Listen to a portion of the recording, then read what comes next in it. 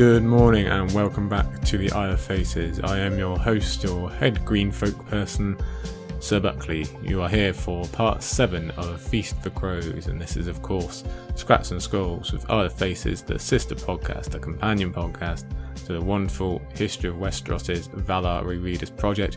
Yes, we are in the second half of Feast for Crows already. I am talking to you from a warm but very cloudy England, and that fits quite well actually with the Isle for the last few days. Yes, there's been clouds, literal and figurative, over the Isle the past few days. For those of you who do follow my Twitter, you're just addicted to my tweets, you can't get enough of me. A little bit of a rough weekend. I'm not going to go into it all now because it's a bit of a teen drama type feel to it and a bit more pathetic really. So that was a bit rough. I didn't really know if I wanted to keep tweeting and keep isling, but well, here I am. I guess I sat down in front of the mic today, so for this episode at least we're going with it. And the only reason I actually bring this up is not to moan and try and play a tiny violin for you all, was because when I did tweet this, unsurprisingly of course, because you were always also wonderful to me, lots of very very lovely replies, both replies and messages and such, and well, I just wanted to say thank you because some of you did say some truly nice things about myself and about the Isle and everything. So I just wanted to share my quick appreciation for that because, well, that's always lovely to hear, but it was quite needed at the time. And yeah, Aziz said stuff and other people sent messages and you're all wonderful. So the least I could do is try and get this episode out for you, isn't it? So yeah, I might not be in the best mood today, but I'm sure talking about some good old A Song of Ice and Fire, doing our 4 chapters, will get me back in the mood. And well, the world is always tough for everyone. This is very much first world problems. Like, who really cares? Come on here. So, more to the point, I'm hoping this podcast will help you with any problems in your life, because it's still a difficult time we're going through. It hasn't eased up particularly. I know lockdowns are easing and the world as we know it is coming back bit by bit, but that doesn't make it easier for a lot of people out there. So this is for everyone who might need a bit of a boost or a distraction, as always. While I'm just in the thanking mood, let me do my usual thanking of the patrons. We love you. We love you all so much. You are so wonderful and generous to us. I want to specifically thank Lady Raj, Mistress of Force, Archmaester June, the Healer of the Lesser Poxes, Jen T, KM, and finally Lord Commander Namian Darklin. You are always so much appreciated. Thank you again. The good news on the Patreon front is there's been some Storm's End progress. I know it's so much later than I wanted it to be. That's the unfortunate curse of doing the weekly podcast and trying to get my own book out and stuff, but major progress made last week, so it's getting nearer. Do not worry about that. Further updates are coming. But let's have enough of that kind of talk and patron talk. Let's get on with today, shall we? Because we have another 4 chapters to get through. Today we are talking Alayne I, Cersei V, Brienne V, and Samwell III. So we're going to be returning to Braavos very quickly, this time in Sam's shoes. We get a different look as compared to last week's. In terms of Sansa, it's not the longest A Song of Ice and Fire chapter, because we do know that is coming from Sansa, but it's not this week, that's next time. And again, similar to last week, this is the middle kind of chapter, the rare Sansa to the rare Arya that we had last episode. And we're back to our regular rotation of Cersei and Brienne, who we missed out last week, which was quite odd. Nice breath of fresh air to talk about something else, but don't worry, they're back in the rotation, and I think now we have Cersei every single week, so we always look forward to that, don't we? So I think maybe let's get on with it is the best option here. Let's go. One final thank you again for so many lovely comments, and you're just all good friends, and I appreciate it. Let's get going. Alayne I. So the intro for this chapter is very similar to Arya's from last week. Like we said, it's a rare appearance, although the gap between Sansa's first and second is 13 chapters, whereas for Arya it is 18, but the gap between second and third POVs is larger for Sansa than Arya, so that evens out eventually. And this is the middle gap here. We can kind of look at Sansa as 1 chapter ahead of Arya in Feast. As we said last week, Arya had her arrival in her first chapter as the learning and the real introduction to her role in the second. Then we will see full immersion and comfortability in that new role by her third in Cat of the Canals.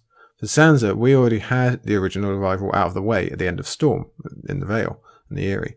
So she had her learning and real introduction in her first Feast chapter, and has already reached the full immersion stage, hence why this chapter is already called Alayne whereas we have to wait for Arya's third to get to Cat of the Canal. So we're just one ahead on the progression scale for Stark sisters. So this is not only Sansa well into her Alayne role, but Petyr Baelish showing off probably his best ever moment in the series. You know how it wounds me to compliment him such, but credit where it's due. He's topping the mini-meeting we had in Sansa 1 with his victory over the Lords Declarent and all the mini-tricks he uses to win in such a fashion, some of which include Sansa herself. This is the game at its very highest, and Sansa is soaking it all up while still going full hog in her role with Sweet Robin and essentially being much more confident in herself, although that is just going to grow and grow as we go. It's the same uncomfortable happiness we had with Arya last week. We like to see her smiling and dancing in the rain until we remember it's a 10-year-old girl laughing, all men must die, as she recites a list of people she wants to kill. In the same vein, it's great to see Sansa confident and comfortable and at least kind of happy, until we remember Littlefinger's presence and what Sansa is being a part of in regards to Sweet Robin and the larger picture of the Vale. And last note here before we get on with the text, this is our last full chapter in the Eyrie, so we're waving goodbye to another great castle, which is always rubbish for me particularly, and it's one that we probably won't get to see again. Winter is coming, it's going to shut it off. Well, I won't go on to my theories about how we could see it again, they've done enough of that in the Castles book, but as far as we know, that's a pretty good guess. We do start off Alayne II here, but fairly quickly Sansa and the rest are making the reverse journey we once saw Catelyn do, going down this time. And we even get Maya Stone on board. And yeah, that's about it for the beloved Eyrie, so appreciate it while you can in this chapter. As it is now, it's already a castle in change. Right from the off, Sansa is mentioning the cold and the proposition of winter. Even Alisa's tears, notified to us so early when Catelyn was here, has frozen solid. We already know it as a quiet, empty castle, but Sansa points out again and again at the beginning, giving us the impression of it slowly emptying. Our time here is clearly limited, so we best get on and use it while we can. Let's kick off with our first quote of the day. As the rising sun came streaming through the windows, Alayne sat up in bed and stretched. So this is important. Fairly standard sentence there, but the name is important. Sansa is literally referring to herself as Alayne internally. She's not speaking to anyone here. This is in her own head. The immersion is full on. The curtain has fully been pulled across. Arya has been a bunch of different names, but rarely referred to herself as any of those identities internally. As said last week, she was always Arya underneath. Now, we're not quite on Theon/Reek levels in terms of how deeply this is affecting her psyche, but Sansa is 100% in on this new role. She's a very method actor, this girl.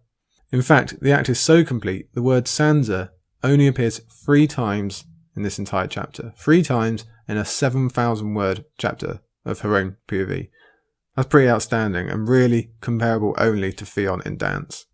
And it's not even really 3 if we're being honest. 2 of those times are in dialogue between Petyr Baelish and Alayne, in which they refer to Sansa as an entirely different person. Only once does Sansa think of herself as Sansa in this chapter, just once.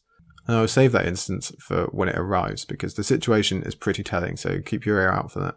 Already in this early page, we see the change of Sansa. She's giving out orders to Gretchel. She's not rude, but she's confident. She's playing the lady. She's moved into the Maiden's Tower, which is just as fitting as it was when Jon once fought atop the King's Tower at Castle Black. She's in bigger rooms, she's got all the features, a bunch of new clothes, an absolutely fantastic view. It's literally one of the best in Westeros, I think. She has moved up in the world. Again, that view and the description of it is absolutely amazing. Although note the following. A falcon soared above the frozen waterfall, blue wings spread wide against the morning sky.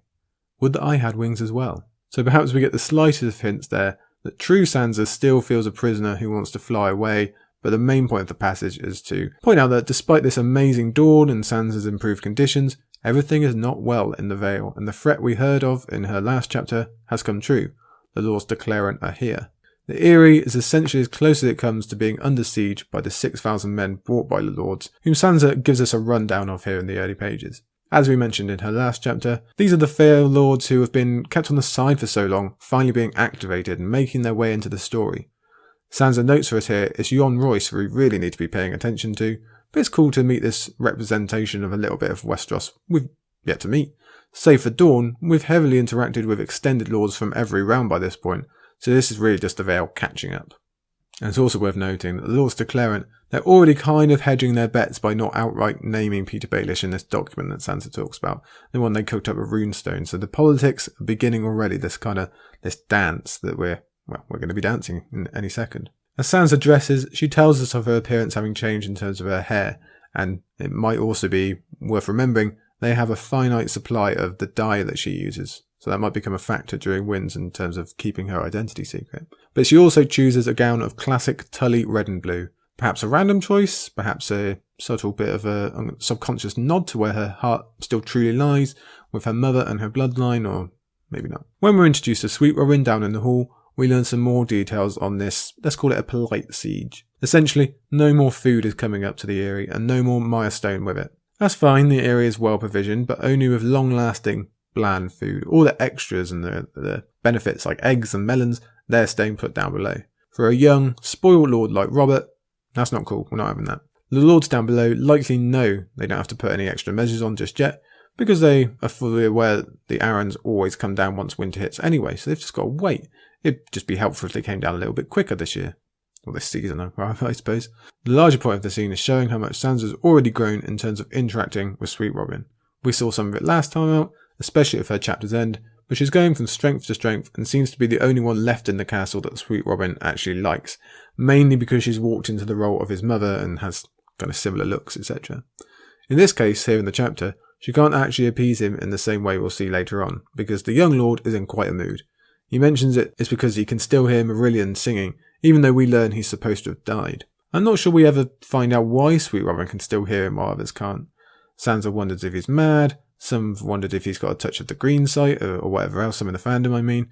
It might be an effect of the dream wine that's also getting mentioned here. It wouldn't surprise me at all to learn Marillion is alive and Peter's just moved him somewhere where only Robert can hear him just to add to his woes and to really mess up this kid. I don't think that's happened, but it definitely wouldn't surprise me if we were going to find that out.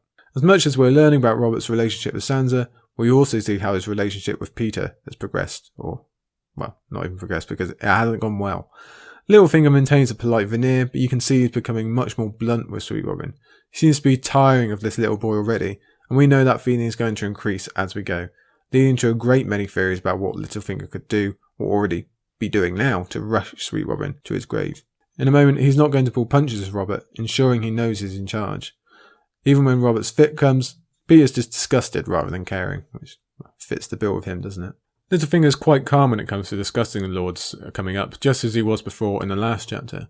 We learn that Nestor Royce, an essential Littlefinger employee now, will be headed up to join the Lords, as will Lyn Corbray, whose history Sansa launches into now, to set him up as the potential wildcard to the proceedings, the dark star of this chapter, if you will, given his tendency towards violence.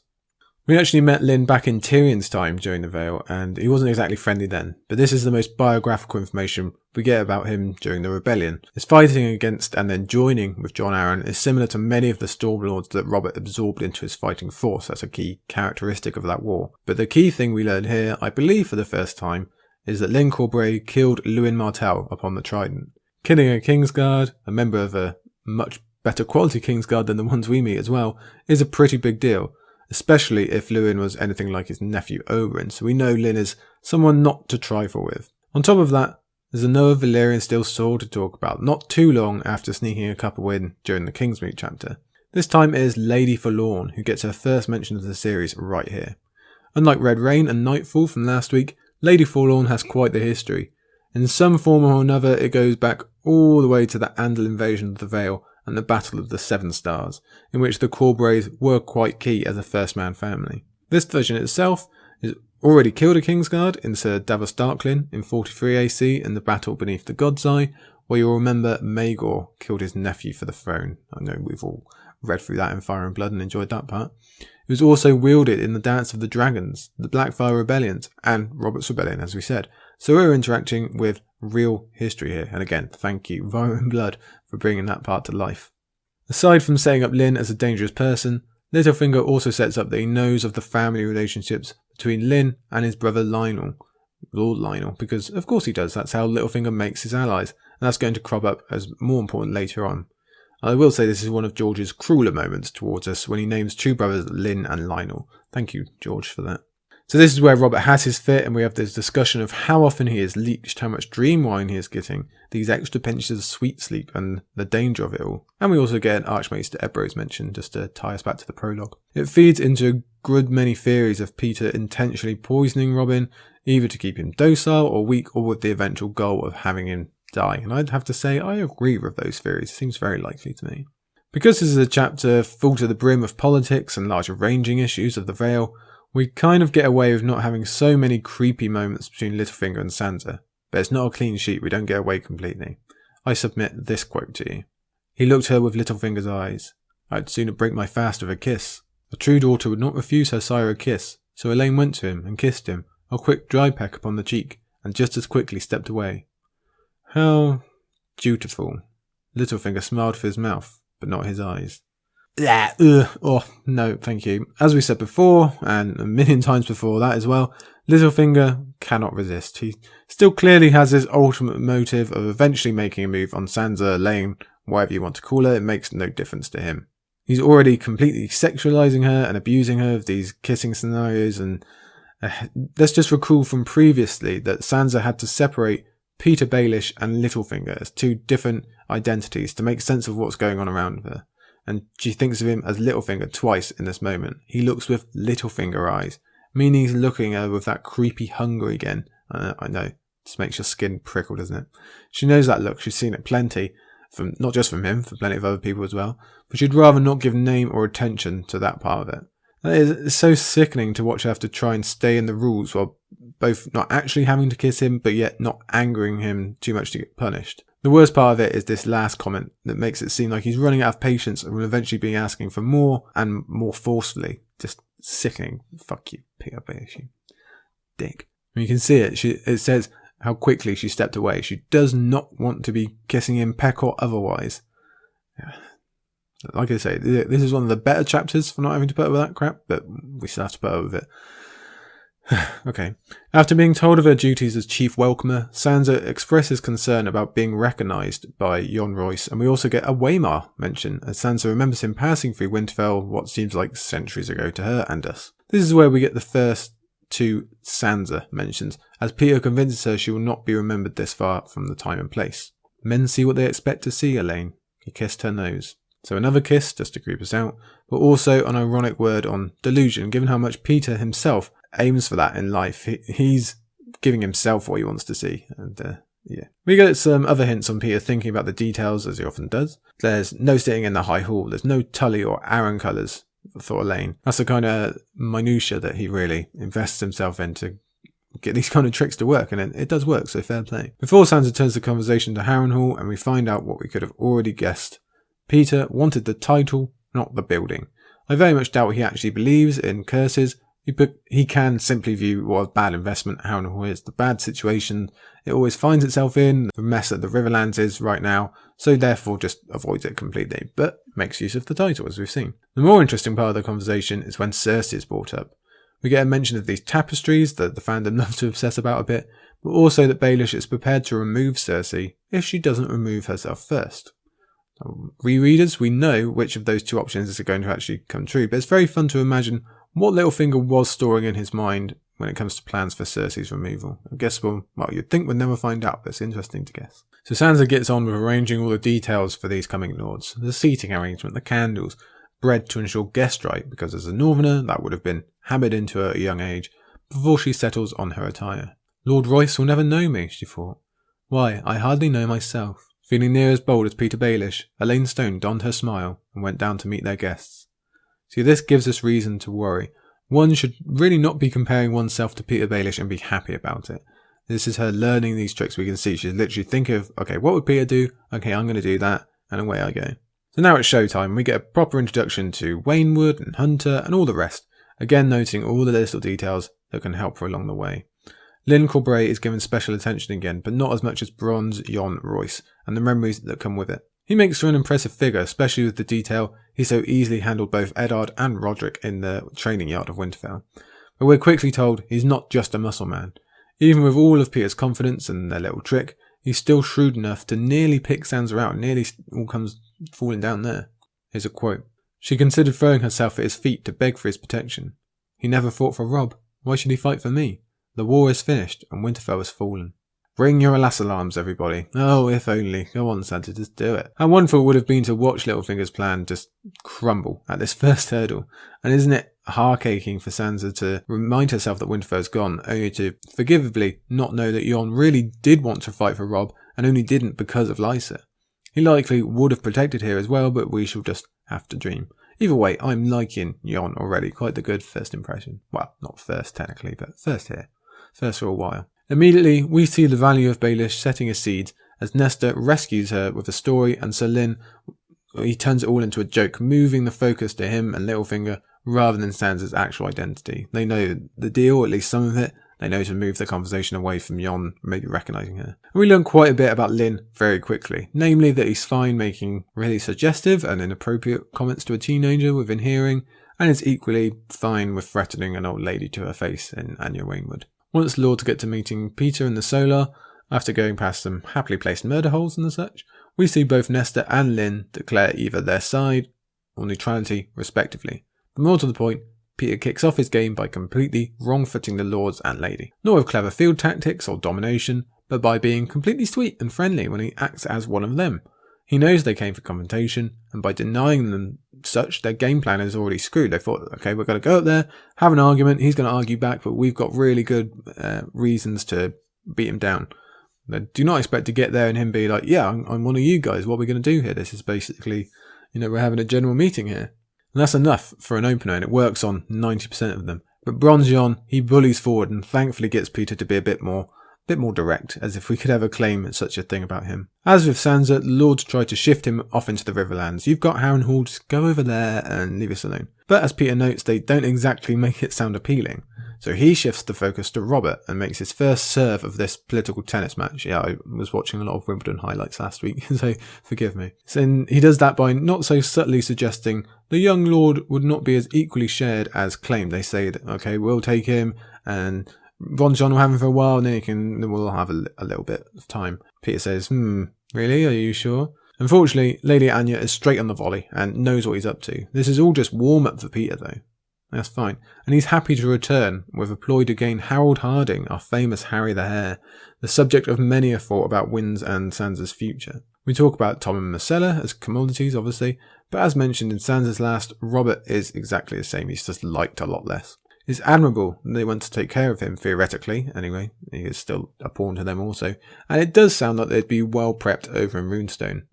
In the long term, we can all agree he's better with almost anyone over Petyr Baelish, but from Robert's point of view, he'd probably hate all this training and arms stuff. So, yeah, victory overall, probably not for him.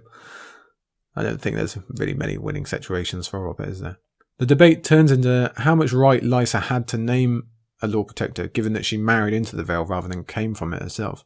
So that's interesting given Cersei's own situation and the discussions we've had recently about how women are shortchanged in how their power extends in this world and how they're attributed to power. We've talked about that a lot with Asher as well.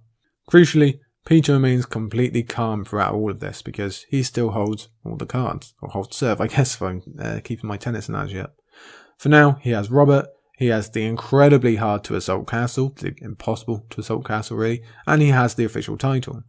They can take it all, they can take the castle, but not without cost. So while they trade barbs over who has the right to make what decision, it's really just a case of digging in the heels until no one is really sure what to do, which is Lyn Corbre's sign to step up to the stage. Corbray draws Lady Forlorn, making to threaten either Littlefinger or Lothar Brune, whichever would like to try him, and this is where we get the all-important singular Sansa mention. I'll read you the quote here, this is definitely one to take note of. Candlelight rippled along the smoke-grey steel of Corbray's blade, so dark that it put Sansa in mind of ice, her father's greatsword.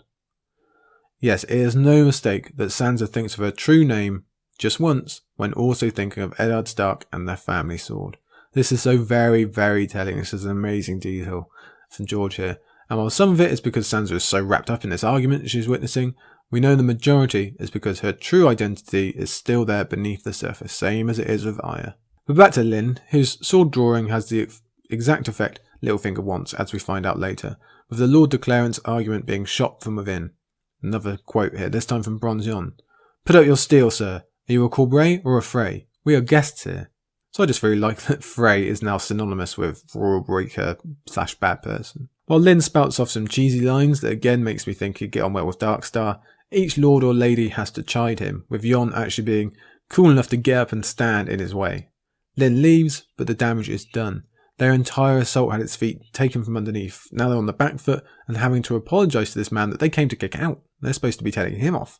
There's an incredible swing in atmosphere and momentum, and really is a masterclass being put on by Littlefinger here, so again, we have to give him his due. We'll find out in a moment this is all pre-planned, but even the first time readers have to believe Petyr's reacting well on his feet when he seizes the wave and rides it, acting completely indignant at this act and tarring them all with the same brush as Lyn. And that gap, that hesitation, is all Petyr needs to put forth his suggestion of a year being given to right all the wrongs. He just wants a stopgap. And these are all wrongs that were totally Lysa's fault, nothing to do with him anyway. Hence, the hammer comes down for this quote here. "So you say," said Belmore, "yet how shall we trust you? You dare call me untrustworthy? It was not me who bared steel at parley. You write of defending Lord Robert as you deny him food. This must end. I am no warrior, but I will fight you if you do not lift this siege. There are other lords besides you in the Vale, and King's Landing will send men as well. If it is war you want, say so now, and the Vale will bleed." Pretty forward for Petyr Baelish, for being honest. As Alayne notes, that sows the doubt. Petyr knows he only needs this inch, and then he can exploit it. Same as he knows he really only needs time to break this alliance apart and secure himself. Given a little time, he'll work on each of them, as he's going to explain later, and just basically tear down this little team. This is all just getting him on the court. This is just getting him in the front door, really. From there, he knows how to bend the rules. He knows the suggestion of kind of a civil war here, that he has friends throughout the Vale that could threaten them at home. There's always the threat of King's Landing, which, okay, does seem useless, but still, it's not to be discounted. So it's just enough for them to rethink, and each of the lords and lady fall into line perfectly now, as if reading from Petyr's script itself, aside from Jon, who again paints himself as extra shrewd. He sees the game, he sees the eventual result, and he won't debase himself by being part of it. He opened the door so forcefully that he all but wrenched it off its hinges. Yep, I definitely love this guy. Another quote, after the meeting this time. "He bewitched them," Alayne thought as she lay abed that night. Sansa, being witness to such amazing exploits, can't help but head to Petyr for a post-game show. What she can't see is that she herself is also bewitched. She's becoming a fan. Arya wants to be like Jaqen H'ghar or Zero for vengeance because they've shown off skills that she wants. Sansa wants to be like Petyr Baelish for the control that's been denied her for so long. She wants those skills. She wants that ability. So Petyr runs down how he's likely to remove each obstacle aside from Jon Royce. But it's the question of Lyn Corbray, who it turns out is even worse than we thought with some information we get at the end here, that solidifies Sansa as well along this path of the great game. She knows he is no true enemy, but a fake one, Lyn we're talking about here. He's a plan to use a secret sword. She's learning, she's growing, and we are still a long way from seeing her at full strength. What a sight that is going to be. Let's hope she uses it for the right way. Okay, that's the first chapter out of the way. We're already on to number 2. This is Cersei V, back to King's Landing after our little break. Let's go. So Cersei V is basically just a straight-on follow-up from the brilliant Cersei IV chapters, as we go around seeing how all those little plot threads from that small council meeting and after have developed just a tad further. How all these policies that Cersei is putting in place are of course failing, even if she sees many of them as successful. For the most part, it's an escalation of her annoyance and plotting against Margaery. It's where Margaery really starts having an effect on Tommen, and that's where it stands out most for me. And really, it's just a middle ground for some of Cersei's plans before they all come really crumbling down in the next few chapters. It starts off like this. The king was pouting. Oh, Tommen. As mentioned, this is where the little guy, he really comes out to shine now, and he rebels against his mother's rule. Hasn't really shown any tendency to do that yet, but, well, it's coming out now. Some of this is probably due to Cersei's own strictness, but the larger influence is Margaery really getting her rose claws into him. It's small, it's subtle, it's mostly about little things that don't matter at all right now, but it's working. And worst of all, Cersei knows it's working. She knows this is being taken away from her. Right from the third page, we have him resisting and claiming and being his own person, even if it is in quite a cute way. It's quite the comparison to poor Myrcella, who, at the same time, roughly, is being raced across a desert before being mutilated. So there's two very different approaches to gaining a monarch from the Tyrells and Martells here. Being so young, Tommen doesn't exactly put up a fight admitting that Margaery told him this, Margaery told him that, and it doesn't take us long to work out that Margaery / the Tyrells are trying to empower Tommen just a little bit as a way of depowering Cersei. The more they get Tommen, the less Cersei has power in general, even if it is by small percentages at the moment. You can hardly blame them, to be fair. The rule was hers. Cersei did not mean to give up until Tommen came of age. Okay, interesting. This is an internal thought, but how much do we really believe this? She's already obsessive over her power. She's already paranoid about people taking it from her. We've said a million times about how she's just been waiting. This has been the purpose of her life. As she states here, again, she's had to wait. She's been pushed aside by so many men. So the idea of finally getting what has always been the main target, only for another woman, one that so fits well into the prophecy, to come and take it away, that is unbearable for Cersei.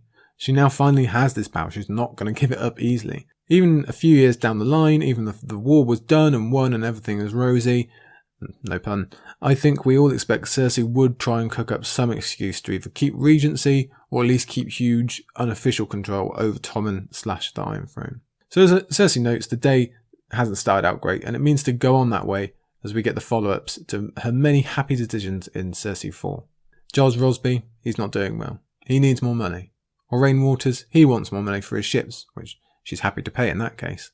The sparrows she was so assured weren't her problem this chapter are turning into a problem, and well, just wait for the next chapter if you think they're a problem here. She even thinks how she'll need more gold cloaks, ignoring the fact she's just giving away any available money and already stripped the city of armed men to help contain the sparrows, as we mentioned last time, and we will next week in Jaime's chapter also. She's arguing with Pycelle again, who we surprisingly side with for once, when he wants older, experienced men to help serve on Alayne's ships rather than the younger men that Alayne wants. Unfortunately for Pycelle, Alayne's thing fits right in with Cersei's out with the old obsession.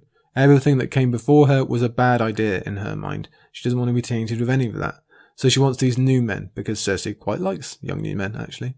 So does Alayne, because young men promise the chance to rebel and strike out on their own and earn some plunder and fame, are way more likely to come with him when he steals the ships a bit later, instead of older, seasoned men who have already had their loyalty forged in battle, so we can see the setup for that. And Cersei ignoring the fact that these captains survived the Blackwater, in which any of them on Cersei's side would have been vastly outnumbered, is also ridiculous. It's very silly. She has this quote: "No mother should outlive her children, and no captain should outlive his ship." That's an interesting quote for her specifically to use, because in terms of children, she's 1 down and 2 to go. But the second clause relates pretty strongly to the next point that gets raised in this chapter.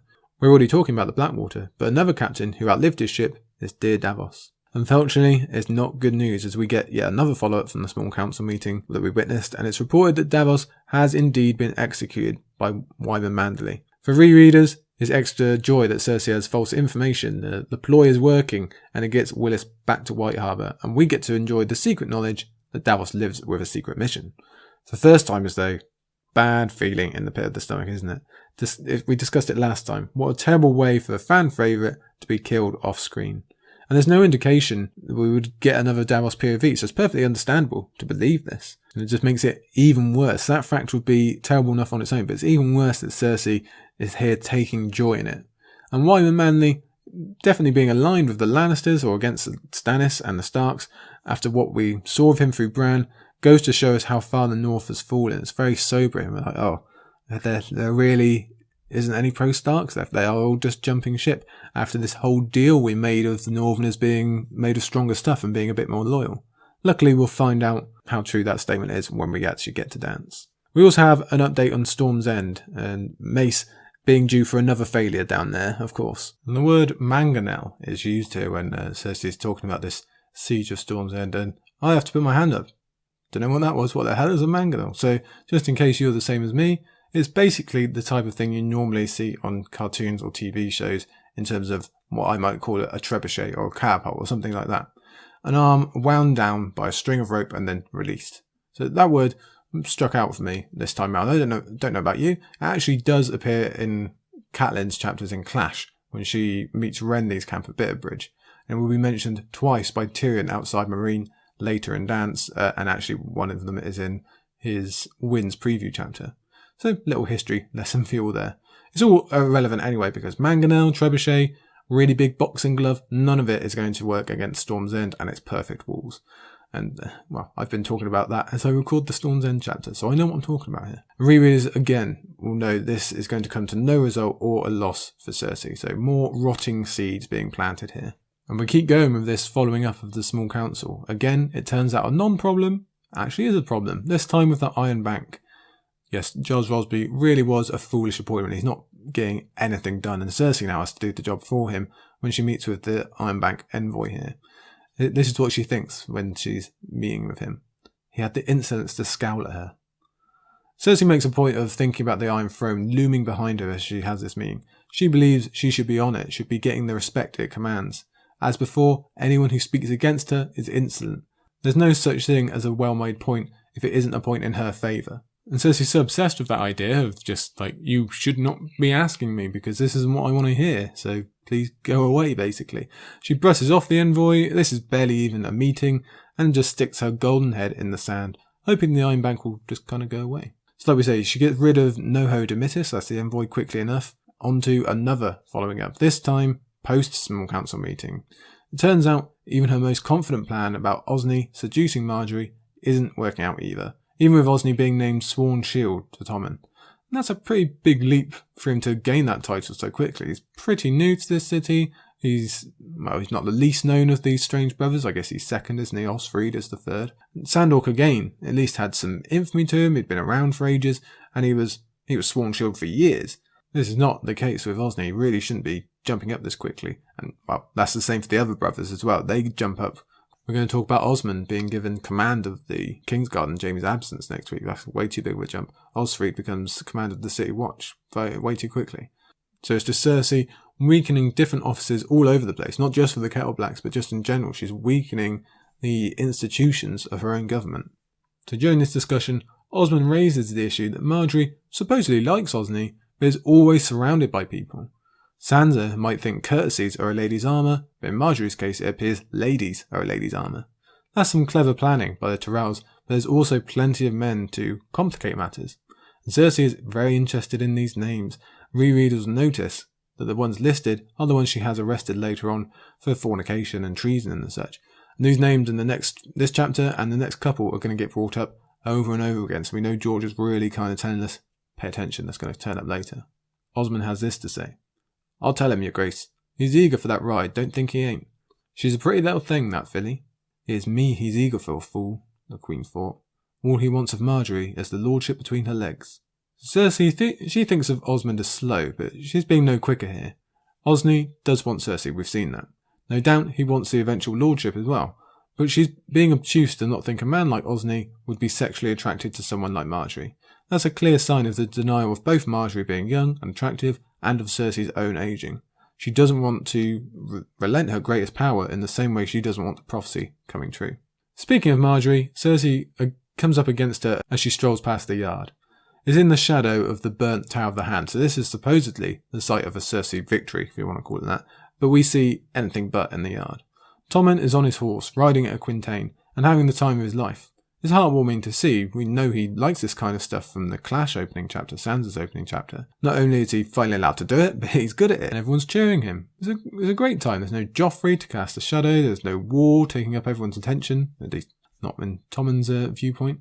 And we see the Tyrells also extending far more than just the one branch. Sir Loras is complimenting him, Marjorie is complimenting him, all the cousins are complimenting and shouting, champion, champion, champion. What little boy wouldn't be taken in by it all, really? There's a long argument whether the Tyrells hold any genuine affection for Tommen. I certainly don't think they wish him ill, but also they are definitely moving to just control him.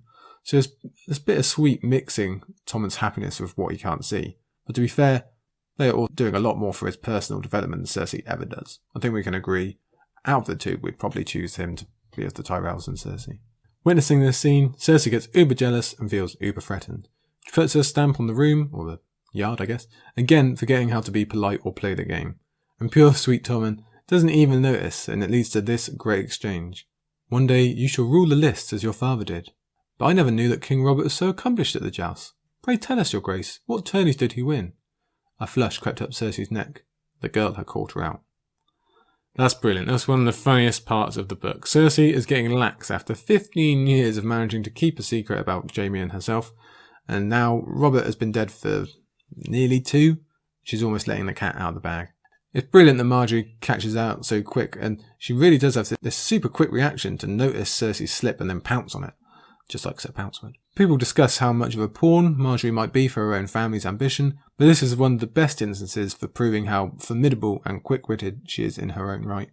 Cersei gives her best cover-up story, which is not a good one, and gets the hell out of there, instead turning her wrath on Sir Loras as she tries to curtail this latest Tyrell invasion. We see her self-obsession as she believes Loras calls Marjorie Queen only to annoy Cersei. Of course, he calls her that. For one, he's right, she is the queen. For second, it's his sister, so of course he's going to give her the proper title. Loras puts up an admirable defence about how Tommen needs to be nurtured along in some respects of life and no one seems to be doing it. And maybe Joffrey could have done with a bit more of that, couldn't he? Cersei has this thought in reply. The Knight of Flowers was no sort of man for any boy to emulate. As an amazing example of Cersei's foolish prejudice, Loras is the poster boy for what every boy in the Seven Kingdoms would try to emulate. He's the knight. And what makes it even more ironic is that we've discussed at length how Loras is basically the next version of Jaime. But Cersei's too stupid to see that. What she means to say is he's too Tyrell for any boy to emulate in her mind. Cersei also thinks of a few possibilities for a new Master of Arms. I think she's being facetious when telling Loras she's been too busy to think of naming a new one, but if she's being honest, she actually hasn't thought of it at all. Because she's Cersei, she settles on naming a Dornish one, purely to piss off the Tyrells. Great hiring policy. There's no who would be best, who would Tommen like, who would fit well, what will piss off the Tyrells the most. Okay, I'll do that. Not really the lone example of that kind of thinking, is it? Now it's Qyburn time, which is always enjoyable. Cersei is tired of plots and treasons, as she calls it. Why doesn't this seem as easy as it did last chapter? Everything's going wrong when it seemed to go so right last time. Well, Cersei is going to get worse as we move forward through this book, so prepare yourself. Qyburn, he starts off with news from Essos. First, the nearer, with the war between Tyrosh and Lys, and yet more news on the Golden Company. Cersei dismisses it again, but even first-time readers will see George has brought this up several times in a book that has nothing to do with it, so we are clearly meant to be taking notice. Qyburn follows up with news of Daenerys in Meereen, and Cersei even shows us some surprising knowledge about the far-off city and its harpies, but she ultimately dismisses that news as well. Let the slaves revolt, why should I care? So we're back to the it's not my problem line of thinking, even though we've seen the result of that already in this chapter. So Qyburn moves on to instead news of Dawn, and that pricks our ears up. We remember a few chapters ago when we had some Dornish news, so we know something has happened, and we're about to see some of the reaction, perhaps learn something we didn't there. Well, first it's news that Daemon Sand has been imprisoned for supporting the Sand Snakes, so that's not to do with the Arianne chapter. We might remember him slightly from Storm, but he wasn't a part of Arianne's plan at all, as far as we know. Still, this sets him up a bit more for his role as Arianne's companion in Winds. You can see that in our preview chapters. Of more interest, and I have to say I completely forgot that we learnt this prior to Arianne's final chapter, is that Silva Santagar has been sent off to marry ancient Lord Estermont. That can be really easy to miss as a first timer because the name Silva isn't actually used by Qyburn, but it shows that Doran has reacted to Arianne's failed ploy and punishments have started being handed out. What does this mean for Arianne? We don't find out here. What about the others? We don't know yet. We'll save the talk of Silva's actual fate until that last Arianne chapter, but what it tells us more is that Qyburn has some really reliable informants in Dawn, or perhaps Doran has some really good people whispering what he wants into Qyburn's ear. Could be one or the other. Cersei again dismisses it as unimportant. She seems completely against the notion that knowledge is power, instead choosing to reminisce about cheating on Robert with Jaime and Joffrey's possible conception. Qyburn even tries to spell out of her and us why it might be important because it connects to Arianne, but Cersei rejects him, and Qyburn seemingly tires of holding the spoon for this grumpy baby. And the whole thing is ironic when you think about it because Cersei is effectively being told about an attempt on her daughter's life, but she's not interested. Now, of course, she doesn't know that's what Qyburn is talking about here, but it's still just a little bit of irony. And what's funny is that set against all these things she brushes off that she probably really should be interested in, what she actually chooses to be interested in is Qyburn's news of an anti-Lannister puppet show where a dragon shows up at the end.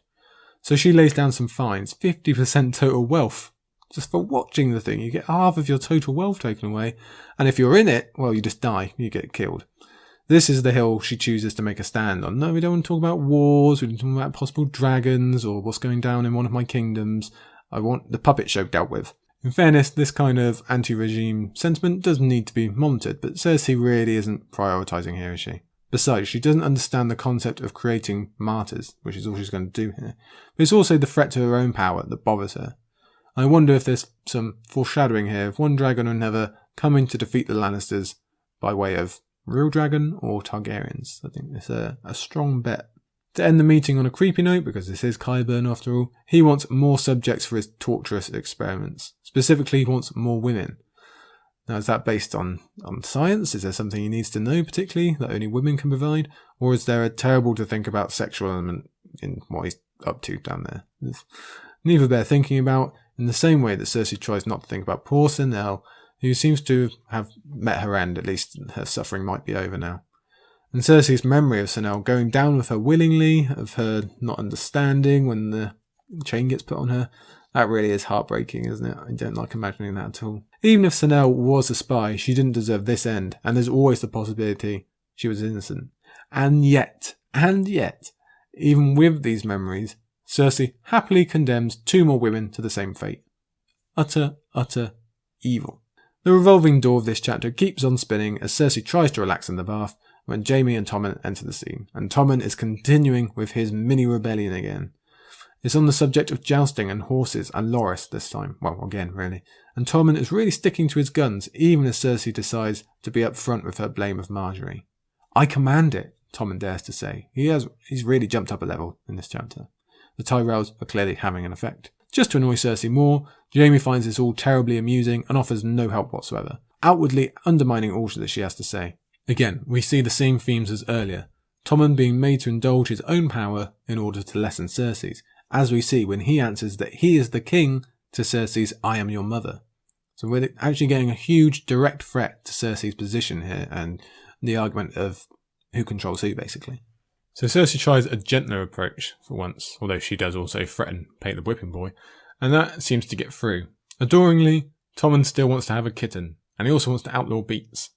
This is just a darling child that we're allowing these crows to fight over here. So Tommen leaves, allowing the siblings to have one of their final fights, really. I mean, we get a very quick interaction in Jaime's next chapter, but this is kind of it. It seems Cersei has set Jaime to wall inspection duty just to keep him bored before the 2 of them fight over this new Master of Arms business. And note that Jaime is actually giving Loras his due, even when Cersei is not. The issue of having Jaime not only as a twin, but a lover, is that the 2 of them have essentially been on equal footing their whole lives, even if Jaime has only recently chosen to act like it. So he feels free to challenge her, leading to this. She was tired of Jaime balking her. No one had ever balked her Lord Father. When Tywin Lannister spoke, men obeyed. When Cersei spoke, they felt free to counsel her, to contradict her, even refuse her. It is all because I am a woman, because I cannot fight them with a sword. They gave Robert more respect than they give me, and Robert was a witless sot. This is a really incredibly interesting discussion point, because oh so rarely, Cersei is actually right. But also kind of wrong. It is absolutely a huge factor that she is a woman, and therefore gets less respect for that fact on its own. Sexism and misogyny and chauvinisticness, is that the word? They're all rife across all of Westeros, especially in the political office. They are still mired in the belief that brute strength means much more than it actually does. And Cersei would have a very different time of it were she male. There's no argument about that. And we should pay large attention to that fact making up so large of a part of who she is. That she's well aware of that fact, and it really plays into her own views of womanhood and other women and men as well, as we've discussed. But at the same time, she is wrong in this statement. They don't bulk her because she's a woman, or, to be fair, in some cases, not just because she's a woman.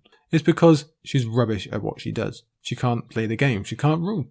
Plain and simple, that's the end of it. She is halfway through her arc now. This is Cersei V, there's 10 Cersei chapters, and we've found absolutely indisputable proof of that fact already. She cannot rule.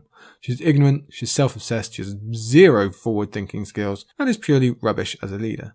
Plus, Tywin did get bulked at. He spent half his life as a joke because of Aerys. It's just not the most recent version that she and we saw.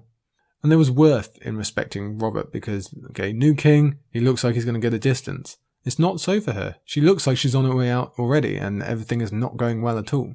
And also, Robert had a big supporting cast behind him. Cersei does not. And that's not just because of her own fault, but a lot of it is. Still, her main point is plenty valid. There's no denying it. So just as Cersei is thinking about how she needs Jaime gone from the city for good, the 2 of them trade some final stinging words before we move on to the next scene, another supper with the Stokeworths. Before we get to them, we have Cersei's famous declaration that her washerwomen are shrinking her clothes, and that Taena Merryweather has to save them from being whipped. This is much discussed as Cersei being so blind as to not notice her in drinking and aging are helping her put on weight. This narcissism, again, she just doesn't occur to her. And the final quote before the guests arrive is this time on Melara Heatherspoon. She's dead and drowned, and she taught me never to trust anyone but Jaime.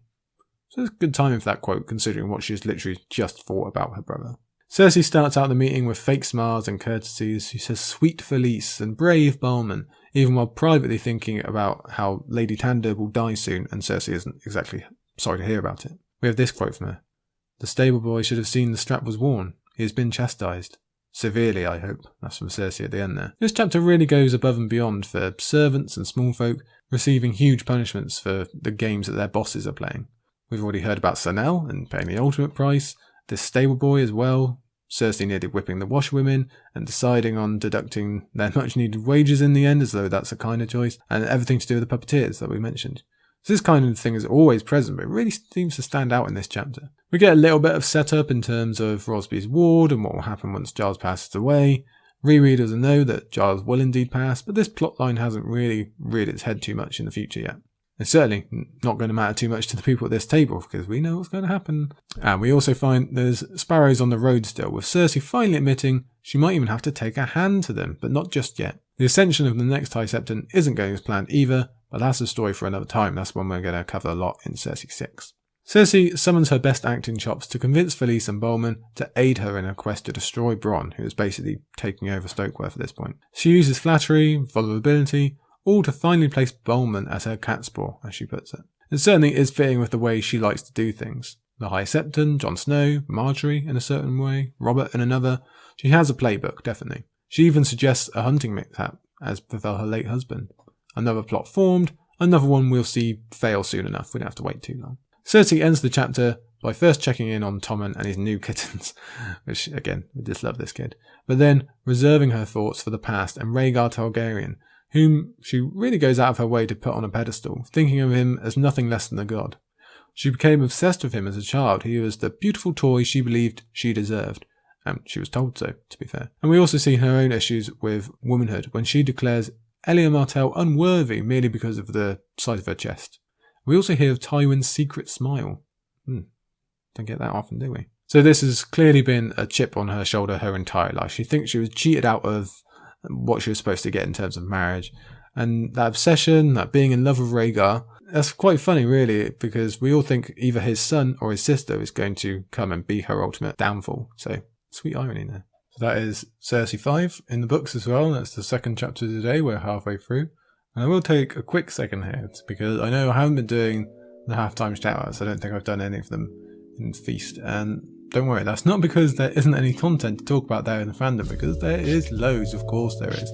It's merely me trying to cut down a little bit on the time I have to give over to podcasts and editing and such. I've been trying to just include them more in the talk as we go and do it on Twitter, etc. But I will take a special exception here, because I just want to mention Davos Fingers, our beloved brothers over there in the States. I know we all love and adore. They reached episode 100 recently, a couple of weeks ago now, and wow, that's an achievement in itself, isn't it? Well done to them, well done, well deserved. But also I want to mention that they've started a new little mini series of episodes that are basically what ifs, in terms of if one key event or some key events had gone differently in big points in Westeros history, how would that affect the future? So it's basically an Alas Alarms podcast. You know we like talking about that here on the Isle. So far they've had, what, Robert died on the Trident instead of Rhaegar? And obviously that's you can't get really much bigger in terms of how that would affect the entire country. And they talk about how that would affect Cersei. What would Rhaegar do about the prophecies? Should we get dragons, etc.?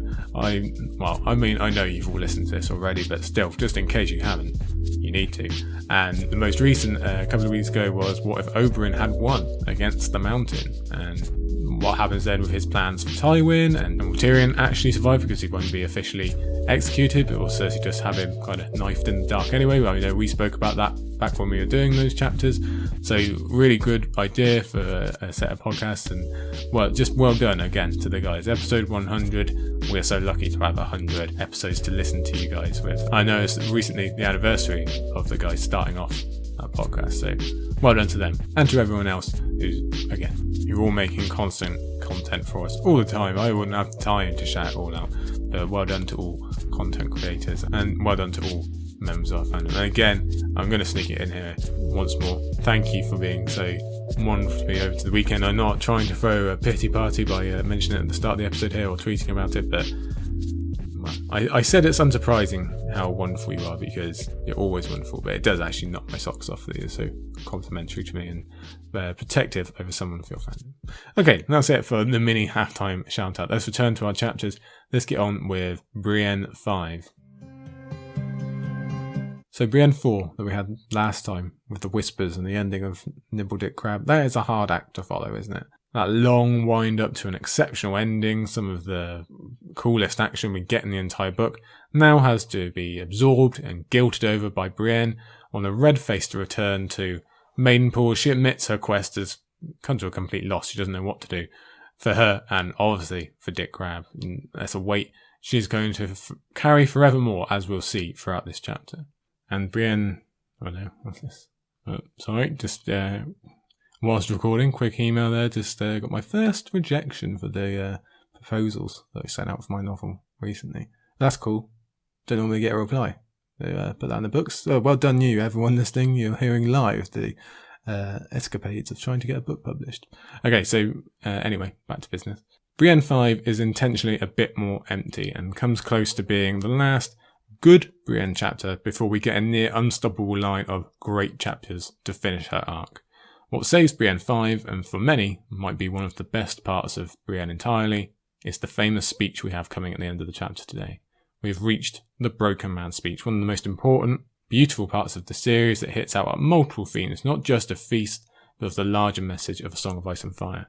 These books are about many things, of course, but one of the things it is most about is its anti-war message, and this speech is the most direct stare at the camera moment we have of that message being delivered as George considers an entirely different subset of victims and consequences from the great game that we have already been witnessing throughout, but have never had summed up so eloquently. As it is almost tempting to skip the chapter and go straight to it because it's so amazing and chapter defining, but we will resist. I think there's several put down the book moments in the series, and we all know the well-knowns. We've all definitely all done it for the Red Wedding and others as well, and this has to join those ranks despite nothing actually happening. The plot doesn't change here, it's just someone talking to someone else, just telling a story, just an old man telling a story.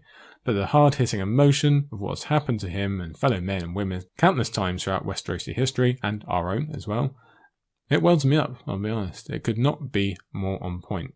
You have to put that book down after reading this. But we're not there yet. Definitely, this is the type of chapter that is better on reread. First time round, it can seem quite pointless until we reach the end. Brienne does, align herself with a new quest or a new direction, but it's definitely not what we're used to. Second time, without the urge to find out and knowledge of what's coming, it makes the whole chapter far more interesting, 100%. So, to say nothing of that ending. So let's begin. And we actually begin with Brienne not being able to escape her recent killings, literally or emotionally. High or hunt, he still wants to bring them back to Randyll Tarly's evidence, wants to bring the heads back. He knows he'll need it, and Brienne will definitely need it if she's to be believed. We spoke last time about Brienne not being able to take any sort of glory in this killing, or these killings. Even if it was clearly good for the world, there's just no winning in this type of arena. Brienne wants to forget, but that ain't happening, so the Dark Heads follow her all the way back down the gloomy trip to Maidenpool, which is somehow even less fun than last time. Many an opinion will begin to change on High or Hunt in this chapter, and that begins right here when we get back to Maidenpool, and thank you George for not detailing the trip a second time, when he speaks up not just for Brienne, but Pod as well. Brienne thinks he will most like tell Lord Randyll that he slew all three of them. To his honour though, the knight did nothing of the sort. It's important to use that word honour considering we're in a Brienne chapter. Now Randyll, he is incredulous when he hears the news, because he obviously wouldn't have expected such success from a woman. But instead of mentioning any praise or even credit on Brienne, he switches to results-based. Did she find Sansa? No, so everything is mere details. You're just boasting about the 3 rats, according to him. There's no actual victory. And Brienne is totally honest when asked if she enjoyed it. Of course she didn't. And Randyll presses quick with his original opinion that she should go home. They let her have a turn with her sword, now let the men get back to it, is basically what he says. When Brienne refuses said offer, Randyll gets even more huffy, and again, Hyle steps up to his credit. He says this: I watched her fight the mummers. She is stronger than most men, and quick. The sword is quick, Tarly snapped. That is the nature of Valyrian steel. So it's the sword versus arm debate, raising its head again, as Randyll tries to pass off Brienne's exploits as oathkeepers. Would he do the same for Heartsbane? No, probably not. He merely wants to discredit her as much as possible. So Brienne thinks, his sort will never love me, no matter what I do. And we can pick this line up and place it in a Sam chapter, can't we? Because that's equally true for him. Randyll won't love Sam for all he's achieved on the wall and beyond. If he graduates and becomes a maester, it won't matter. He claims it's because he wanted Sam to become a man and a warrior in Sam's youth. But I honestly think even if Sam turned up on the doorstep looking like Rolly Duckfield or Duncan the Tall, Randyll still wouldn't accept him at this point. The hate just runs too deep to turn it around. And notice again, we have a Brienne chapter next to a Sam. A Brienne that features Randyll.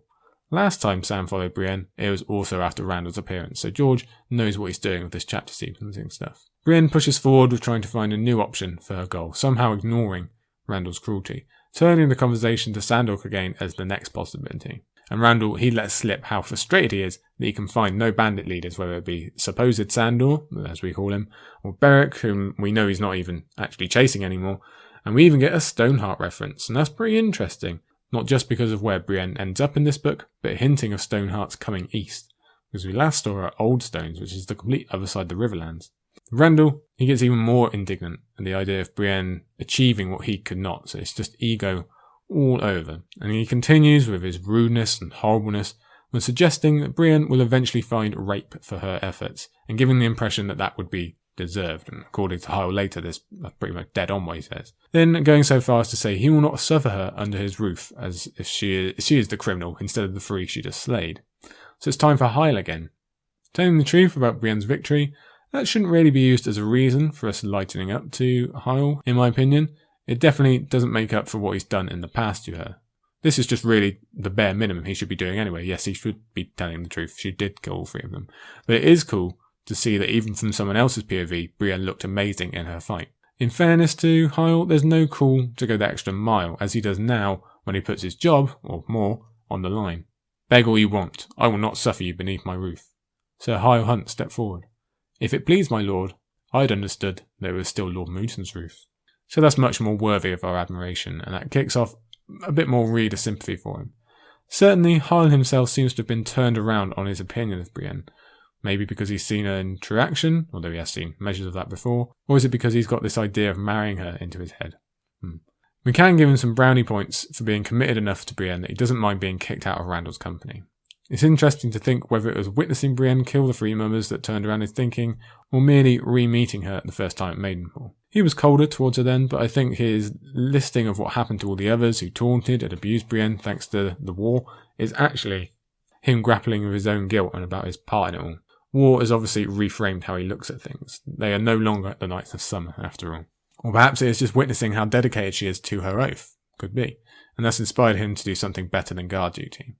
I doubt I'll ever personally be totally on board with Hyle as a person, but I can see George continuing to shine him in at least a better light than before as we go on. But all of this, it only leads to more cruelty from Randyll, of course. Telling cruelty. Here's the quote. It is said your father is a good man. If so, I pity him. Some men are blessed with sons, some with daughters. No man deserves to be cursed with such as you. Live or die, Lady Brienne. Do not return to Maidenpool whilst I rule here. What a dick. Told him to fuck off last time, let's do it again here. Fuck off, Randyll.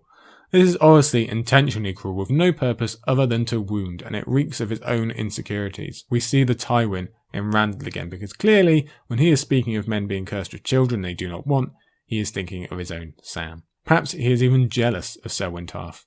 Randyll got a son who is somehow less of a warrior, than this man's daughter, a truth that eats him up inside. He clearly believes he did not deserve to be cursed with such a Sam and is taking it out on Brienne. And the notion that Brienne is neither son nor daughter is also incredibly cruel and really plays havoc with her own identity and gender issues.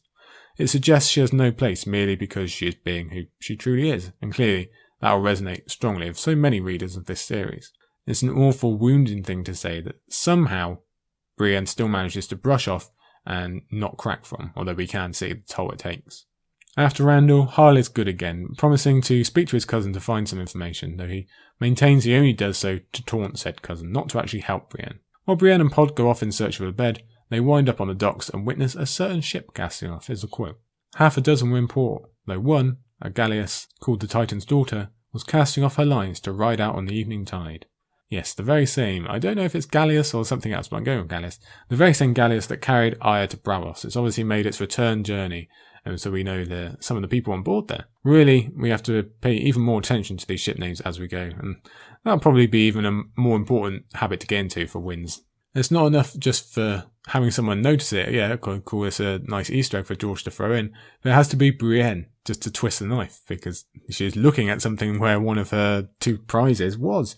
She's always surrounded by clues and leads, yet has no idea about any of them. Through no fault of her own, it's just George being evil. We get actually a lot of mentions of ships in this port, perhaps to show how Brienne has so many untaken paths. She again thinks of Goldtown and the Vale, for example, and pods just the north again as well. Brienne is at another crossroads. She has gained nothing since her first visit, and the frustration shows. Again, she maintains the ships are always a backup plan and opts for dry land this time round. Finally abed, Brienne has a rough night of it. She dreams of those she killed, and that's to be expected. She dreams of those who have wronged her, like Randyll Tarly or Red Ronnet, but the worst is dreaming about Nimble Dick and the feeling that he might come to kill her. Clearly, the guilt is damn heavy, and it will not leave Brienne for a long time. She never meant for it to happen. It can't really be attributed to her as her fault, but she'll forever blame herself. We see a bit of that when Brienne returns to the Stinking Goose and tells of Dick's fate, and like the last time we came here, the woman at the bar doesn't exactly give off the best impression of Dick when she assumes that he either cheated or raped or stole from Brienne. She thought he would get sent off to the wall at some point or be murdered, so I think we can infer that Dick was definitely no saint, which is what makes this whole situation so complex as discussed at length last time out. The distrust that Brienne had with Dick has not abandoned her, as she's convinced that Hyle Hunt only promised to meet her here as some joke. She's been so wounded before that those scars of distrust simply won't heal over. When Hyle appears, he finally gives Brienne a much-needed direction with his half-true, half-misled information about supposed Sandor. As note, it's mentioned he's looking for a ship, Sandor says. That's a clue that will kick in after this book is finished, when we connect Rouge with trying to do the same things his fellow members were in Tywin, etc. Yes, Hyle lines out the geographic situation, thinking he's talking about actual Sandor again. Just because he's wrong about the identity doesn't mean the information's bad. Rouge and the others are kind of trapped, and this is the chance for Brienne to do some catching up. The extra information on Stoneheart is, as always, foreboding for this new trio as well. Because a new trio is what it is when Hyle announces he is coming with them. He doesn't request or suggest, just states. And again, Brienne resorts to distrust. Did Lord Randyll command you to follow me again? He commanded me to stay away from you. Lord Randyll is of the view that you might benefit from a good hard raping. Yes, let me tell you, I do not enjoy having to read that quote out. Again, fuck off Randyll. Let's do it again. Fuck off Randyll, with this whole notion of Brienne needing a good rape to sort her out. Even saying that sentence makes me feel dirty. What a horrible, horrible piece of slime this guy is. I don't think I need to state the obvious misogyny and machismo and all these other terrible things about Randyll Tarly. Yeah, okay, fine. Good soldier. Yes, he's restored order. Fine. We will see the realm make use of him yet. But he, himself, terrible. And the type of notion of rape being used as some kind of educational tool, is that what he's suggesting? I'm this close to sweeping my mic off the desk and throwing my computer through the window. Dick isn't strong enough a word. He is just awful. Let's not talk about him. Fuck off, Randyll. You're gone. So, Hyle. Okay, he has another plum to add in his I support Brienne hat. He's left his job over her, which is definitely above that minimum baseline of the least he can do. Although there is room for suspicion there as well if we want to be kind of Brienne-ish about it. He didn't actually leave, he was fired. But then he was fired for supporting Brienne, so you can take it however you like, really. Brienne comes down on a definitive way to take it. Golden land. That's what he sees in this. I mean to save the girl, not sell her. I swore a vow. I don't recall I did. I side with Brienne on this line of thinking, especially when the idea of marrying Brienne comes up later like we spoke about. I do find it interesting to think of Hyle's guilt turning him around and wanting to repay for past mistakes, and I can easily believe he's stating his intent to earn money because he doesn't want to hurt his pride by admitting what he's actually doing. But I'm much quicker to believe there is only one aspect of his need to find a new role, a new purpose and new gold. Regardless, the three depart Maidenpool together. And then that trio becomes a quadruple, or a quintuple if you include Dog, which you definitely should. Yes, acting as their guide, we are now introduced to the famous Septon Merrybold, probably the coolest Septon we ever meet in the series, and the man who will soon deliver his famous speech, and who we witness being genuinely awesome to the small folk of the world. Merrybold is just a great guy. We see his interactions and his trading with the small folk. He is He and his kind are a huge part of that structure with the small folk and how this world actually works, the network, even though they get zero credit or recognition. I don't think many characters bother giving Wandering Septons much of their thinking time so far in this series. There's a gentler interaction with the small folk than the Brotherhood had, and we need both sides of that coin, or otherwise you just end up with militarization. We said in earlier Brienne chapters that she needs to see there is good in the world and something worth fighting for, and there's no better example than Maribold really. She especially needs to meet him after a chapter where everyone might be evil and where killing is required. Now we get to watch a man more interested in growth and nurturing and sharing food and stories than death and control. And that's a pretty big contrast to the High Sparrow that we'll meet next week, but still. There's some hints in there for the rereader as well, mainly his size and his huge hands, his inability to read, etc., and certainly the sins he supposedly had in his youth, so we can start piecing those together. Maribold himself proves his worth quickly as they take a new road that is sort of similar to the one Brienne has travelled before, as was the case earlier. Now they are going along the coast of the Bay of Crabs, making their way north, or northwestish. Rereaders know that if he's worth something as a guide now, Maribold is going to triple in value when they actually reach the Quiet Isle. Maribold talks to them about their eventual goal of finding Sansa, and Brienne is too embarrassed by Hyol's presence to ask out loud, but she secretly asks for a prayer. It's a prayer for strength and luck, sure, but I think it's also a prayer that they would find Sansa alive, because the fact that Brienne seems to dance around a bit here is if we were to find Sansa with supposed Sandor's gang, it's not going to be good news about her condition or what she's been through, is it? As we go, we not only find new lands, but new people hidden from the worst that the story and the war has to offer. And again, Maribold has heartwarming interactions with them. It's another example of what Brienne is fighting for. She's fighting for all these people. And note that we're getting some warm-up now for the Broken Man speech. When Maribold mentions these people know Lord Mouton, but have never seen him, have never seen other places. And he's been doing this route for 40 years now. Wow. He discusses a world the game players will not know, the villages too small to have a name and such like that. Places only noted when they're being used in a war strategy. This is the real world. This is actually the majority of the world that gets ignored by the nobility and the class that we're used to. And we also get to see the Seven as seen by the small folk, which we get glimpses of throughout, but this might be our best look here. Even now, Brienne brings her distress. There's a quote. The back roads are the ones the outlaws use, and the caves would make fine places for hunted men to hide. A prickle of suspicion made Brienne wonder just how well Sir Hyle knew this man. Yeah, even in this situation, even with this really nice guy, Brienne just can't help but wonder now. That's what this, even this initial foray into the wild has done to her. And we also get some talk of wolves, which I always like. We get some talk of Nymeria.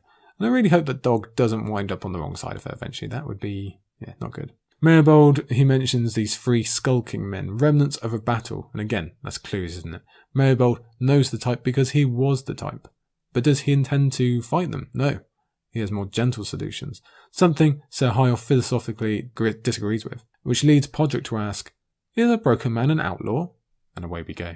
And some parts of this series I just cared too much about to properly analyse, and, we did mention it at the top. These last 2 pages or so, they're just too good in so many ways, so I'll pick a few notes out, but overall, just stop listening to me and go and reread the thing. I'm not going to do it justice, no one does. What it does do is, it lets us shift our focus back to the victims of war that have been suffering, even throughout this series. How many battles have we actually seen since the Green Fork, or the Whispering Wood, or the Battle of the Camps, or whatever you like? How many thousands have suffered this exact fate that we're talking about here? And like I say, I can never do it justice, but I will say this. If there is a message of a feast for crows, it's here. This is it. I don't think there's a single passage anywhere in any A Song of Ice and Fire book that so perfectly represents the book in which it stands. We adore you, Septa Maribold. What else can we say? I will point out that this part about them just getting told to go home after the battles, that does stand out for me on this reread. And it's just one detail of many, but imagine that actually being the case. You fight for your lord, you risk your life, you see your friends die, and then what? I'm in the Reach, but I come from Crackclaw Point. And which bloody direction is that? And what it comes down to is, this is why good people do bad things. This is what war does to people. And you've heard me say multiple times, in multiple places, I think this may be what's going on with the Starks overall. I think George gives us this warm, loving family at series beginning, and then he's making us watch them become anti-hero types, or possibly even something worse, and that would be so much in keeping with his line of subversion. It'd be a beautiful painting of the anti-war message. Look what this game has done to these kids I made you adore. They're all slowly becoming not great. It's sort of obvious with what Arya might be up to, and Sansa, she's being tutored by Petyr Baelish, so that comes with some moral ambiguity. Bran, again, much discussed. We've got no idea what he might be up to. And Jon could come back as anything. Rickon, he's off with possibly cannibals and becoming even wilder. Yeah, I could easily see that being the whole point of the entire story, that this wonderful family gets changed fundamentally by this war that they suffer through. When Merrybold finishes the speech, it is said there is a profound silence. No kidding. I think I would be silent too. I'm going to leave that one there because it's just too good to really look into. So that is Brienne V. That's our third chapter of the day. Let us move on to our final. Our fourth is Sam III. 1, 2, 3. So Sam gets to connect to two of our recent chapters. As always, we compare him to Brienne's interactions with Randyll. We're also only 4 removed from our latest Arya and Braavos, which, to be fair, really didn't show us any of Braavos itself, only the inside of the House of Black and White. Like when Sam semi-hijacked a Bran chapter in Storm to progress his own story without actually using a POV, Arya is going to do the same here to show that she has started well in the mission she gained at the end of her chapter. Given that we see so little of Arya, we have to relish this little extra glimpse. We certainly don't get the same for Sansa.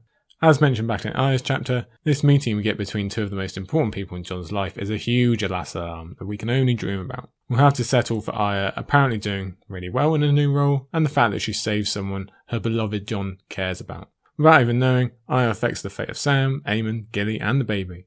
Much more knowingly, she'll do the same for Darian later on. Even when escaping from Westeros, she's affecting it. These Starks, they tend to have that effect, don't they? So Sam 2 was much about him finding faith in bad circumstances and preparing for what was next. And we find that things really have got worse, and Sam is struggling to retain any of that previous faith. They managed to get through the storms, no one drowned, that's true, but aside from that, everything that can go wrong has. Aemon's getting worse, Darian's less and less involved, Gilly shows no signs of improvement. Their coin has gone on healers, on boats and on booze. Only the last thing has actually been of any use. Sam is trying, and it doesn't seem like he's getting help from anyone. Although, only Darian is actually at fault for this. Like the last, this chapter will be about Sam having to dig deep and find that inner fire again, which he thankfully does against foolish Darian, even if that very nearly lands him in major trouble. Still, it's a pretty lucky ending, so throw some more talk of Targaryens and dragons in there, and we've got a chapter. And it starts with what is the prevailing problem of the whole chapter: Darian. Sam is moaning instead of doing. Gilly is still crying, she's still not in a good way, and that's understandable, of course. As Gilly herself says, this is a sad place. Sam rationally thinks through why Darian would leave a room of death with a crying girl and with all the money gone when he could step out and experience things that are happier. Who could blame him? Sam asks. I could blame him, Sam answers, because Darian is a sworn brother. Whatever the circumstances of how he came to the Night's Watch and came to the Wall, he took the oath. He's a brother. He has a duty both to Sam's group and to the recruiting that Jon actually sent him on. They all agreed to leave the pleasures of the world behind, and he is not fulfilling, even while Sam tries so hard to do so. Okay, it is easy to demonise Darian for who he's become, because he's become a selfish little prick, but we can also understand why he's become that way, which is the classic sign of George writing. Remember, he never volunteered for the Wall. He was sent there for a crime he claims to be innocent of. This is not a Jon situation where he signed up and where he's had the importance of oaths buried into him his whole life. Darian probably didn't have that. He got thrown up to the Wall, an essential prison, despite supposed innocence, and is now put in a position to enjoy freedom, booze, women, whatever he wants. He is a young man, after all. Is this, or a lifetime of servitude either on the freezing wall, or wandering the Seven Kingdoms sleeping on the ground? He should have a strong enough personality to resist such temptations, and even if he's not going to strictly keep to his oaths, at least help out Sam and the others, so we can see where the choice comes from. But, as we said, he did it, he swore the oath. You need to get on with it, Darian, and you've not done well so far. His quote: "It had been days since they last had a fire, yet the wildling girl liked to huddle near the hearth, as if the cold ashes still held some lingering warmth." So it appears you can take the wildling out of the north, but not the north out of the wildling. She's still there, she's still got these old habits of, well, trying to get warm. And okay, Braavos isn't the warmest of places, but it's still probably pretty warm to Gilly still. As for Gilly, Sam focuses in on her painting, again, directing his blame more forcefully now that the news has actually sunk in. As with last chapter, the guilt comes when he blames himself for putting Jon in the position to make such a decree in the first place. And you have to wonder how this will all be resolved should the two friends actually ever see each other again, especially if Sam and Gilly's time in Old Town gets even worse than it might be. Jon has his reasons, we know, and Sam has the mind to consider them, but that's a lot harder when you are stuck in a room seeing the result of such a choice. As for Aemon, how's he doing? Not good. He's weak, he's clammy, his wits are wandering, and that's the incredibly painful part to see in anyone, but especially in one so smart and quick as we've seen Aemon to be, especially when he starts talking to Egg again. Aemon is clearly not exactly on an upward slope, and we learn that Sam is not willing to accept that fact as he loses the last of their money on a healer who can do nothing and a ship he doesn't actually want to risk Aemon on. And not catching that boat is a pretty damnable choice. They probably should have got on it and rolled the dice with Aemon. As it turns out, he's not going to survive the next trip anyway. At least they would have got some use out of their money. Still, probably for the best that Sam and Gilly end up on the ship they do as opposed to this paid one, and Aemon certainly seems the happier for it. So we can understand why Sam made that choice and why he's so reluctant to risk Aemon. He doesn't want to cause death, of course, but his sense of loss would be huge to lose this biggest supporter in his life. Would they even get in the Citadel without him? There's 1,000 questions, but we'll find out the answer to that one. So, probably does work out for the best, I guess. I dreamt of Old Town, Sam. I was young again, and my brother Egg was with me, with that big knight he served. Oh, we do love these novella nods, George, especially with Aemon thinking about the quill and tankard that we saw in the prologue. I think this has actually happened in between two of the novellas we've read. I assume between the Hedge Knight and the Sworn Sword. I might be misremembering there, to correct me if I am, but I'm pretty sure they do reference going to see Aemon in Old Town. And first-time readers are probably wondering how quickly, and maybe the others, will reach Old Town and to what level they will interact with what we saw in the prologue, so this is a nice little kind of nit back there. For Aemon, only one goal remains: find out about the dragons. News of Daenerys is now reaching Braavos in drips and drabs, and Aemon wants Sam to go and find someone who might know, or even that, or let him go himself. He believes this is his purpose, his calling. He must do what he can while he can. It's as if he can sniff Daenerys on the air, and he needs more news to keep him going. And note the good chapter sequencing of both Sam and Brienne being in busy ports. We get a description of the different Braavos harbours as well, which, aren't going to play in too much in this chapter, but they do become important later on, so that's cool. For Sam, he just wants to keep him alive, even if he is being swindled on multiple counts by the innkeep and the captain and whoever else. Doesn't matter, he just wants Aemon to stay alive. Unfortunately, Aemon is more accepting of the truth than Sam is, even though it's terrible for us to read.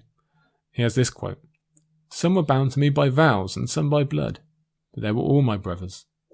That's a great line. Jon Snow is supposed to be this great coming together of the two oppositional forces of fire and ice. But Aemon, he was the first to do it. Maybe Bloodraven too. Okay, no, doesn't have the Stark blood, but he is a man of fire in a place of ice. It's kind of, Aemon is basically fire and ice light. Even without that Stark blood, he has half a life on the wall. So this line shows it as the best of both worlds. And Aemon, he tells us of his wanderings while he's lived so long at the wall. And again, it comes back to dragons. He's searching for meaning, for justifications. "Dragons," Aemon whispered. "The grief and glory of my house they were." Sure were, very true. And it's really emotional how Aemon connects himself with the feelings of dragons as he sifts through his family's history with the divine beasts. It's very similar to how the Starks feel about their direwolves. There's a lot of longing there.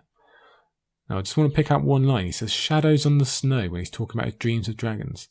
Well, that's interesting, wasn't it? Maybe it's just a random dream.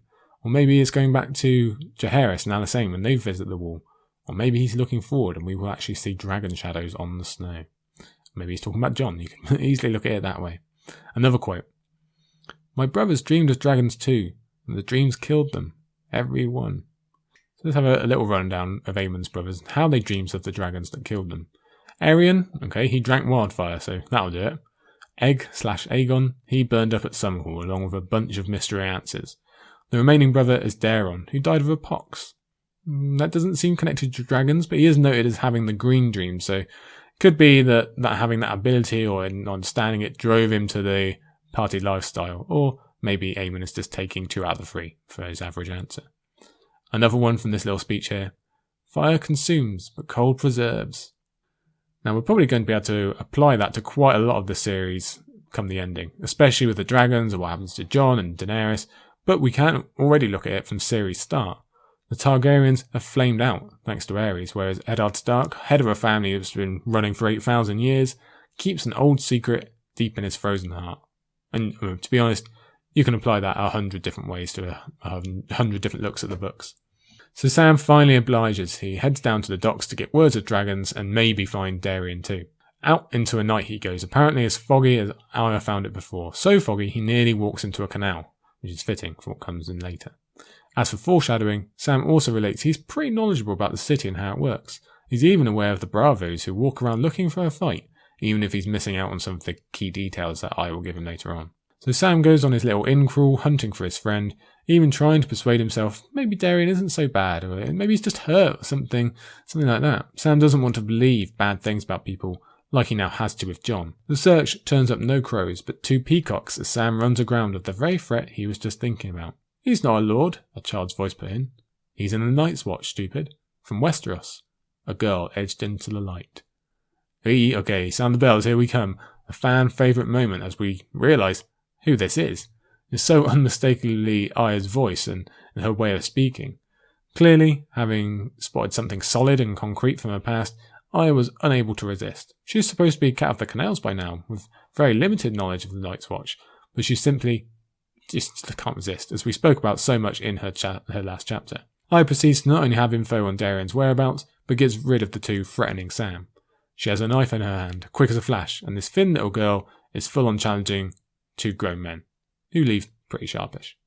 We know the chapter times aren't exactly lined up, but in the space of 4 chapters narratively, Arya has become completely familiar with all the minutiae of the city and is also superbly confident in her skills and her ability to kill, or at least her ability to give that protection. She's seen so many things already that 2 Braavos really aren't going to do anything to her, but still, just standing up as a tiny 10-year-old is truly brave. Throughout this whole conversation, we as readers are shouting into our books for these 2 to just realise who Arya actually is, while they have a nice chit-chat about the Night's Watch and Braavos and Sam's lost ship, etc, etc.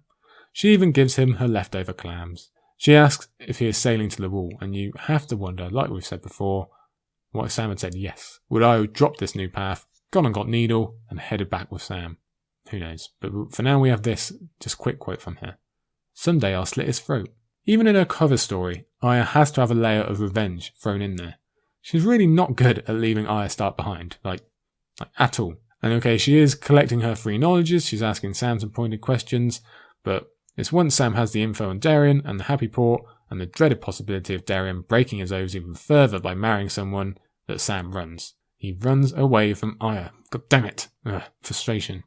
And just like that, the conversation is over, and we have to wait for more Arya later. Alas to the nth degree. When Sam gets to the Happy Port, unhappy Sam finds happy Darien, as well as some girls quite forward in pushing their business upon him. We know how mortally embarrassing Sam would find such interactions, so it's probably a good thing he has this larger mission to focus on. But it's not good news. Darien's married, he's given away his cloak, he's broken all the vows that Sam and Jon and so many at the Wall are either literally or figuratively giving their lives to serve. Sam tries his best to get Darien to realise what he's done, to see he could be using his gift to help the group rather than self-serve. He could be using their coin better, but Darien is having none of it. He speaks ill of Gilly, he says that Aemma's dying, he says the vows don't count once you're off of Westeros. Most and worst of all, he says he is done with the Watch. He becomes a deserter. And we were told what happens with those back in the first chapter. Darien tore his cloak off his naked bride and tossed it in Sam's face. Here, throw that rag on the old man. It may keep him a little warmer. I shan't be needing it. I'll be clad in velvet soon. Next year I'll be wearing furs and eating. Sam hit him. Big cheer time. Everyone cheer. Everyone off their seats. Sam, who spent his whole life holding back, finally lets his anger out. Anger for Gilly, Aemon, for him, for the Watch, for all the brothers Darien is betraying and deserting. And it's one of the most forward, active things that Sam ever does, at least physically. At least with humans, not others. But we have to love it. We can see the reasons why Darien is like this, but we can't forget it. We can't forgive his abandonment of either group. Plus, it's kind of cool to hear that Sir Piggy, the boy mocked his entire life for his physical condition, actually throws a mean punch and more than holds himself in the fight. Unfortunately, it also earns him a throwing out of the Happy Port and of the land above sea level. Sam falls into the canal, fully clothed in the middle of the night. Consider all we've got about drowning and Randyll's swim teaching in Sam's previous chapter, only to get this ending. Thankfully, we get Zondo. Before that though, Sam fights. He tells himself to swim. He nearly gets back out on his own. And even when he thinks he is going to drown, the reason he doesn't want to is because he wants to protect Aemon and look after Gilly. Like his last chapter, it's his friends he invests himself in. They give him meaning, motivation and life. Yet that water still nearly takes him until beloved Zondo reaches in and saves our dear Sam. Zondo knows these dragons. That's how the chapter ends. We get to recall all the way back to Clash that Dany spoke to the ship's captain, giving how Zondo knows about these dragons. And that's a tease, isn't it? Considering where Sam is going, where we're going to see him in his next chapter, talk of dragons is always useful for Old Town.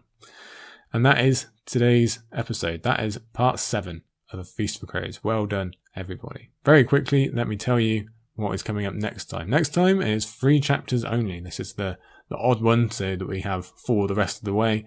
And it is going to be Jaime 3, Cersei 6, and the Reaver or Victarion 2. So the end of our Ironborn plot. So look forward to that next time. I'll be back on usual timings more than this week. I thank you again for your patience last week, my anniversary, and for all the lovely things you said this weekend. Go and check out Davos Fingers and their 100 episodes, not just the recent ones specifically, but all 100. And of course, everyone out there in the fandom doing well, creating and absorbing and talking. We love you all. Thanks for this episode. See you again.